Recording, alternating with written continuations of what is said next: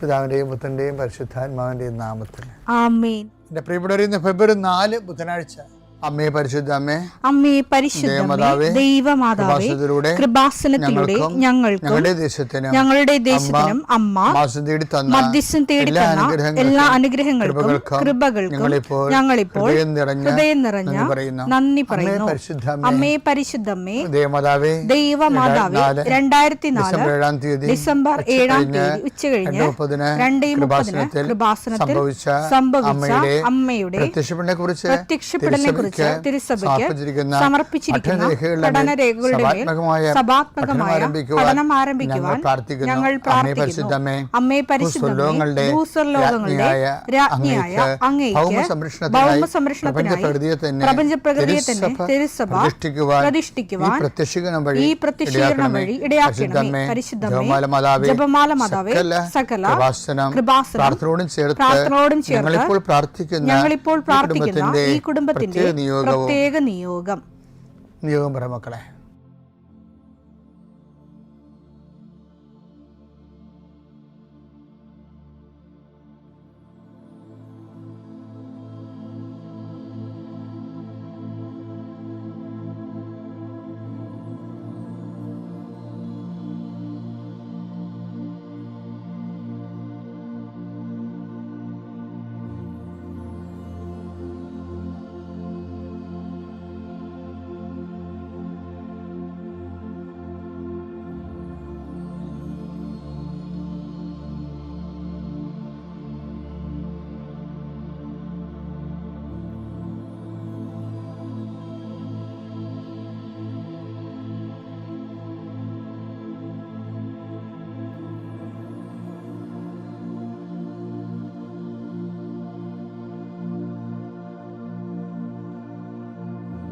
അമ്മയുടെ പ്രത്യക്ഷീകരണത്തിന്റെ ഈ അനുഗ്രഹവേളയിൽ ഞങ്ങൾക്ക് സാധിച്ചു തരുവാൻ കനിയണമേ. ആമേൻ. വിശ്വാസ പ്രമാണം.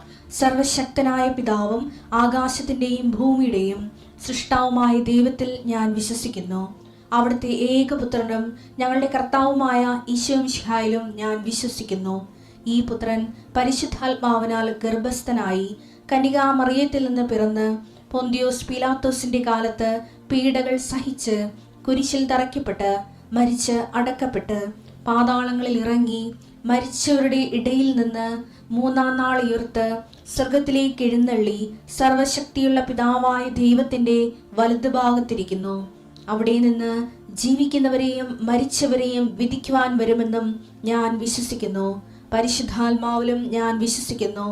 വിശുദ്ധ കത്തോലിക്കാ സഭയിലും പുണ്യവാന്മാരുടെ ഐക്യത്തിലും പാപങ്ങളുടെ മോചനത്തിലും ശരീരത്തിന്റെ ഉയർപ്പിലും നിത്യമായ ജീവിതത്തിലും ഞാൻ വിശ്വസിക്കുന്നു. ആമേൻ. സുഖസ്ഥനായ ഞങ്ങളുടെ പിതാവേ, അങ്ങയുടെ നാമം പൂജിതമാകണമേ. അങ്ങയുടെ രാജ്യം വരണമേ. അങ്ങയുടെ തിരുമനസ് സ്വർഗത്തിലെ പോലെ ഭൂമിയിലും ആകണമേ.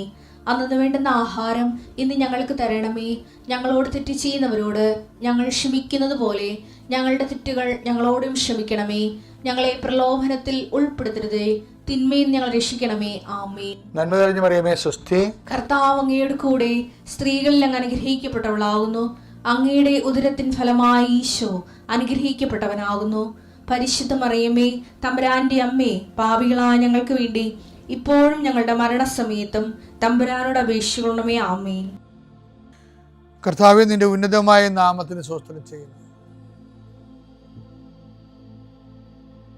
കർത്താവേ, നിന്റെ വിശുദ്ധ പൗരോഹിത്യത്തെ മഹത്വപ്പെടുത്തണമേ. 40 വർഷം ഞാൻ അർപ്പിച്ച കുർബാനയുടെ യോഗ്യതയാൽ കൃപാസ്ഥാനത്താറെ ജീവനോടെ പ്രത്യക്ഷപ്പെട്ട പരിശുദ്ധ അമ്മയുടെ മാധ്യസ്ഥതയിലെ ഞാൻ അങ്ങയുടെ മക്കൾക്ക് വേണ്ടി പ്രാർത്ഥിക്കുന്നു. അമ്മേ, പണിക്ക് പോയിരിക്കുന്ന അപ്പൻ രാത്രി ഭക്ഷണത്തിലുള്ള വകയും കൊണ്ടുവരുമെന്ന് വിചാരിച്ചുകൊണ്ട് അമ്മയും മക്കളും കാത്തിരിക്കണ പോലെ ജീവിതത്തിൻ്റെ ഓരോ ഘടകങ്ങളിലേക്ക് കടന്നു പോകാൻ വേണ്ടി ഈ പ്രാർത്ഥനയും കാത്തിരിക്കുന്ന ആയിരങ്ങളുണ്ട് ഇസ്രായേൽ ലോകം മുഴുവനും. ആ മക്കളെയെല്ലാം ഞാൻ ഈ സമയത്ത് ഓർത്തുകൊണ്ട് അമ്മയുടെ മധ്യസ്ഥതയിൽ ഈശോയ്ക്ക് മക്കളെ നിങ്ങളെ ഏൽപ്പിക്കുന്നു. കർത്താവ്, ഇന്ന് ആശുപത്രിയിൽ പോകുന്നവരുണ്ട് ഈശോയെ. ഇന്ന് ഓപ്പറേഷന് ഡേറ്റ് ഇട്ടിട്ടുള്ളവരുണ്ട് ഈശോ, അവരെ ഞാൻ ഈശോയ്ക്ക് സമർപ്പിക്കുന്നു. കർത്താവ് അവരെ സന്ധിക്ക് സമാധാനിപ്പിക്കുകയും ചെയ്യട്ടെ. ഇന്ന് സ്കാനിങ്ങിന് പോകുന്നവരുണ്ട്, ഇന്ന് ടെസ്റ്റിന് രക്തവും മറ്റു കാര്യങ്ങളും ടെസ്റ്റിന് കൊടുത്ത് റിസൾട്ടിന് പോകുന്നവരുണ്ട്. കർത്താവ് അവർക്കെല്ലാം അനുകൂലമായ റിസൾട്ട് കിട്ടാൻ ഞാൻ മക്കളെ ഈശോ നാമത്തെ ആശീർവദിക്കുന്നു. ഇന്ന് പ്രസവം നിശ്ചയിച്ചിരിക്കുന്നവരുണ്ട്, അത് ഓപ്പറേഷൻ ആകല്ലേ എന്ന് പ്രാർത്ഥിക്കുന്നവരുണ്ട്, ചിലർ ഓപ്പറേഷൻ ആകണമേ എന്ന് പ്രാർത്ഥിക്കുന്നവരുണ്ട്. കർത്താവേ, എന്താർക്കും ഓരോരുത്തരും അനുയോജ്യമായതും അവർക്ക് സന്തോഷം തോന്നണതുമായ കാര്യങ്ങൾ ചെയ്യാൻ നീ അവരെ ഈശോ അവരെ അനുഗ്രഹിക്കണമേ. എൻ്റെ കർത്താവിൻ്റെ ഉന്നതമായ നാമത്തിൽ, സഭയുടെ അധികാരത്തിൽ, കുരിശിൻ്റെ അടയാളത്തിൽ, ദൈവത്തിൻ്റെ ശക്തിയാൽ നിൻ്റെ എല്ലാ ജീവിത തടസ്സങ്ങളെയും നീ ആഴ്ച നേരിടാൻ പോകുന്ന മുഴുവൻ ദോഷങ്ങളെ ഈശോ നാമത്തിൽ ബന്ധിക്കുന്നു. പിതാപുത്രനും പരിശുദ്ധാത്മാശ്വരം നീക്കുവാമേ. എൻ്റെ പ്രിയപ്പെട്ടവരെ, വിശ്വാസ വളർച്ചയെക്കുറിച്ചാണ് നമ്മൾ കഴിഞ്ഞ 2 ദിവസങ്ങളിൽ കണ്ടത്. ഇപ്പോഴും ഞാൻ അതിൻ്റെ ബാക്കി ഭാഗങ്ങൾ പറയുകയാണ്. നിങ്ങളിത് സഹായിക്കുമെന്ന് എനിക്കറിയാം. അതായത് നമ്മളിൽ ദൈവരാജ്യം രൂപപ്പെട്ട് വരുന്നതിൻ്റെ വഴി എന്താണ്? വിശ്വാസമാണ്. വിശ്വാസം വർത്തമാനമാകുമ്പോഴാണ് ദൈവസ്നേഹം വർദ്ധിക്കണം. നമ്മൾ ഇന്നലെ കണ്ടു. ആ ദൈവസ്നേഹം വർദ്ധിക്കുന്നതോടുകൂടി ദൈവരാജ്യം സംജാതമാകും. അപ്പോൾ വിശ്വാസത്തിലൂടെയാണ്. അതുകൊണ്ട് ദൈവരാജ്യത്തിൻ്റെ വളർച്ചയ്ക്ക് വികാരമായി നിൽക്കുന്ന എല്ലാ സ്നേഹരാഹിത്യത്തിൻ്റെ അരൂപികളെക്കുറിച്ച് നമ്മൾ അനുദപിക്കേണ്ടി വരും. ആ ഒരു സൂചനയാണ് കർത്താവ് ആദ്യമേ തരുന്നത്. മർക്കോസിൻ്റെ 1:14-15 എടുത്തേ. യോഹന്നാൻ ബന്ധനസ്ഥനായപ്പോൾ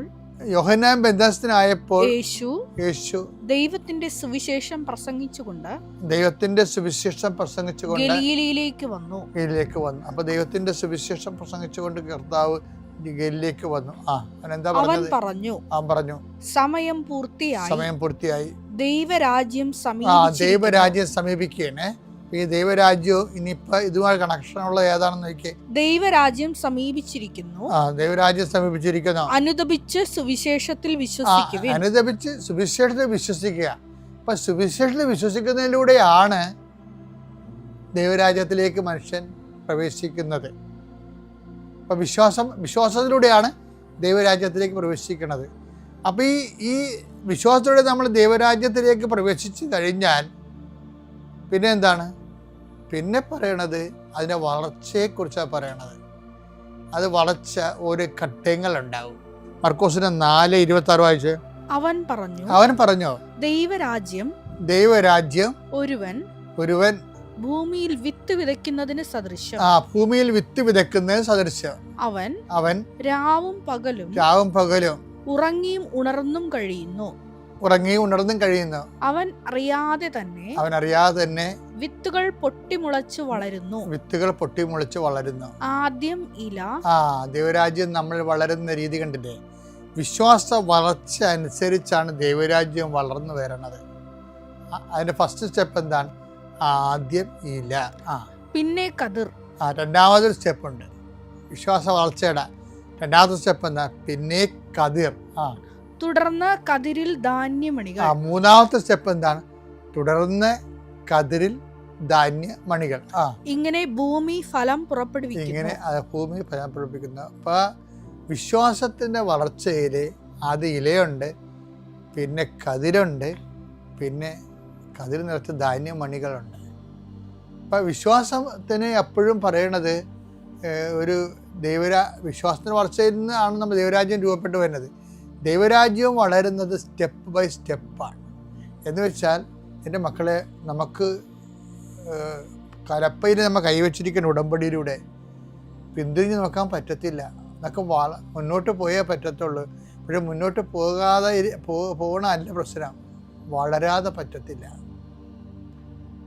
അപ്പോൾ കർത്താവിനോട് എപ്പോഴും പ്രാർത്ഥിക്കണം, കർത്താവേ ഞങ്ങളെ വിശ്വാസത്താൽ വളർത്തണമെന്ന് പ്രാർത്ഥിക്കണം. അതൊരു മെയിൻ സംഭവമാണ്. ഞങ്ങളെ സുവിശേഷത്തിൽ വളർത്തണമേ, പരസ്നേഹത്തിൽ വളർത്തണമേ, അങ്ങോട്ടുള്ള ഉടമ്പടിയിൽ വളർത്തണമേ.